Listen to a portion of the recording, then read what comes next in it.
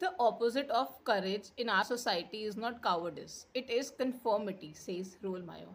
Hi, I am Simran and I'm here to help you take charge of your mental health, especially the part you didn't know were quietly controlling you. याद है किसी school में एक बच्चा बोलता था कि यार ये बहुत वियर्ड है और हम सब मान लेते थे विदाउट इवन डाउटिंग वंस, क्योंकि उस वक्त अलग सोचना मतलब टारगेट बनना था. Looking back, it was an opinion, it was fear disguised as fitting in. ये एक हर्ड मेंटालिटी है. हम कॉन्शियसली अनकॉन्शियसली ग्रुप को फॉलो करते हैं क्योंकि ब्रेन के लिए acceptance is equal to safety.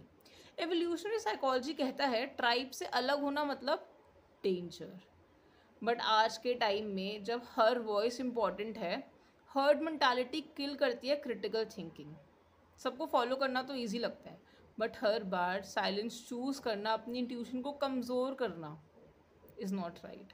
Next time जब सब एक ही चीज़ बोल रहे हो, pause and ask, do I actually agree और I am scared to stand alone. And follow for more psychology that feels personal.